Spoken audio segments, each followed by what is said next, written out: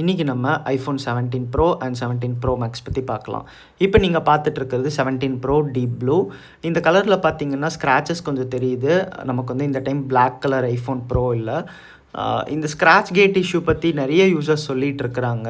இந்த மாதிரி ஸ்க்ராச்சஸ் அவங்க ஃபோனில் தெரியுது அப்படின்ட்டு. இந்த அலுமினியம் அண்ட் கிளாஸ் காம்பினேஷனில் வந்து ஆப்பிள் கொஞ்சம் மிஸ் பண்ணிட்டாங்களோன்னு தோணுது. அந்த பெரிய கேமரா பிளாட்டோ பார்க்கலாம். லைக் அதுதான் வந்து ஒரு மேஜர் டிஃப்ரென்ஷியேட்டிங் ஃபேக்டர் மாதிரி தெரியுது, விஷுவலி அட்லீஸ்ட். 4x டெலிஃபோட்டோ கொடுத்துருக்குறாங்க ப்ரோ அண்ட் ப்ரோ மேக்ஸில்.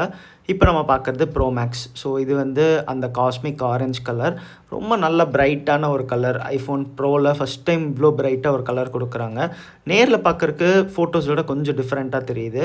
ஃபோன் சைஸும் பார்த்திங்கன்னா தெரியும், ரொம்ப நல்ல ஹெஃப்ட்டு, நமக்கு நல்ல ஒரு பெரிய சைஸ்ட் ஃபோன் தெரியுது. பில்ட் குவாலிட்டி லைக் நமக்கு இன்ஹேண்டில் பார்த்திங்கன்னா ஒரு அலுமினியம் ஃபோன் பிடிச்ச மாதிரி தான் இருக்குது, அவ்வளோ ப்ரீமியம்னஸ் தெரியல. அண்ட் மற்றபடி எல்லாமே சேம் தாங்க, 120 Hz, A19 ப்ரோ இதெல்லாம்.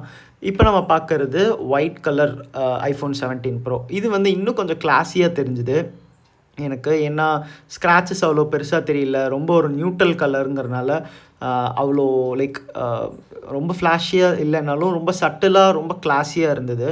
ஸோ எனக்கு இந்த ஒயிட் கலர் இந்த டைம் கொஞ்சம் பெட்டராக தோணுது. மற்றபடி ப்ரைஸிங்லாம் வந்து லாஸ்ட் இயர் இருந்த அதே ப்ரைஸிங்ஸ் தான்.